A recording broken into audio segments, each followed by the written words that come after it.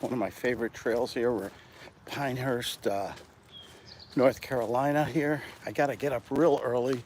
This is a great little trail. Looks tree lined and everything beautiful. Some beautiful homes over here. Look like a Kincaid photo painting, doesn't it? Well, if you're familiar with that art. Anyway, hi, my name is Claude Diamond, and I'm going to talk about, and I'm a yucky, sweaty mess, okay? Don't be judgmental, but I get out early in the morning. I do 10 miles a day. I'm going to slow it down right now. Look at me. I am yucky. There is nothing like a good sweat, especially in high humidity North Carolina in the mornings. I have to get up very early in the morning to kind of beat the heat a little bit because it gets really nasty. I had a good week, very good. One of the best weeks ever. I've been doing sales in real estate and in coaching and mentoring and things like that. And just a great week. And I do want something real simple. This is going to be a short video. Let me slow it down here walking. Always be, you know that movie, Glenn Glary, Glenn Ross, and Alex Baldwin in the beginning by the chalkboard, he says ABC, always be closing. Well, and what that means to me is you're always working towards getting to someone to see the value you're giving. My gut sales method, great untraditional techniques of sales, is about closing and qualifying in the first phone call or firing politely the prospect, not wasting time going back and forth. And so I always qualify, and the way you do that is you ask questions. You don't give a presentation. And I've had several contracts the last couple days, and I work with people who are high-ticket closers. Real estate, financial services, insurance, and everything. They want to close. They want to make money. They want to give good service and everything else. But I get people out of that rut that I'll think about it stuff. Bottom line is you have to ask questions. You set an agenda first. You tell the prospect how we're going to behave, how we're going to do rules.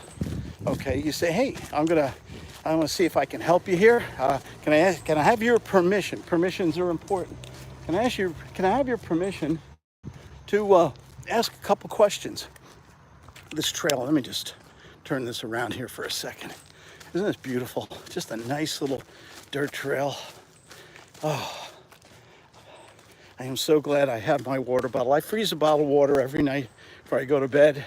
Sometimes I half juice it. I'll do cranberry juice or lemonade or something just to put a little sugar and flavor into it. But I run every day. I try to get in 10 miles a day, 1,000 calories, basically, and I swim every day. I try not to eat during the day, but if I get hungry, I have an apple, and I try to eat pretty healthy on that one meal. Back to closing. Yes, you didn't come here for my exercise advice. Well, maybe you did. I don't know on here, but set an agenda.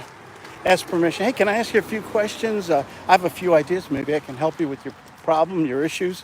Then you ask me a few questions, and maybe we'll make a decision to move forward or maybe not. No pressure. Boom. That's setting an agenda. Just setting the rules up front, how you're going to behave, how the meeting is going to be conducted. I had a guy last week. Holy shit, pardon my French. But all the guy did was yak. I said hello. Then he said, how are you? I started to talk, and he talked over me. He kept interrupting me, and then he gave me this long presentation. Don't you hate these sales guys? You know, I didn't want to hear his long, boring presentation, and he just went on and on. And I finally, about 8-9 minutes into it, I was being very patient that day. I don't think patience. I think impatience is a virtue. Time is valuable. If you let somebody else waste it, whose fault is it? And he just got going on and on. I said, would you let me know when it's my turn to talk? You know, sales should not be about you giving a lecture and telling them everything you know and spilling all your knowledge to someone. It's about being a doctor, a diagnostician, being an expert, being so good, intuitive at reading people about their needs and problems and issues, and then offering them solutions and then making an offer. Even asking permission for their offer. So you set the agenda first. Think of a little 3-step staircase. If you haven't read my book, you should. The second step is qualification. What are their needs, their motivations? What are their pains? As a doctor, you got to ask questions. Hi, why are we talking today? What is your biggest challenge? What would you like to see happen? And I get a lot of salespeople. They say, Claude, what do you do when they say, I'll think about it, or they want to go to their attorney, or they have to light a candle in church, and all those other silly little things that prospects say. I need a haircut. I definitely think I'm going to get one today. And so you ask questions to qualify. Do they have a need? Do they have the money to satisfy that need, to pay you or to buy your product or service? No sense spending an hour on the phone with somebody who doesn't have the money.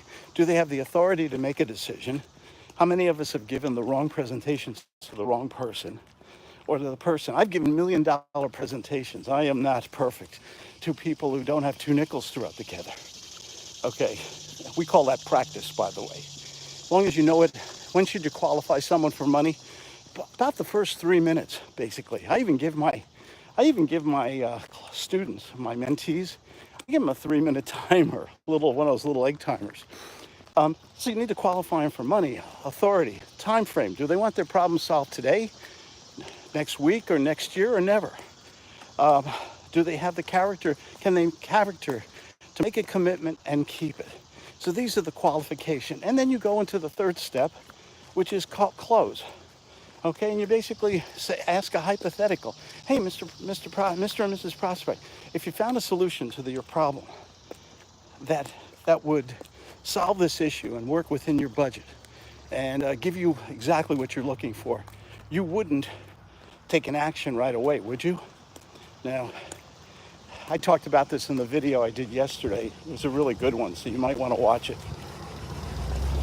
on there.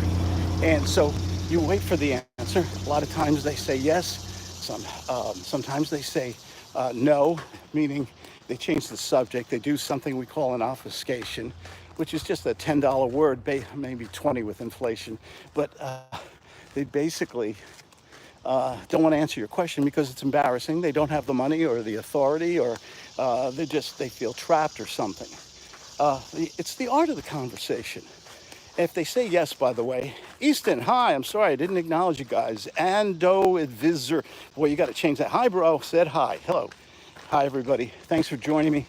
So, the one key to closing in the first phone call is your takeaway before I shut down here.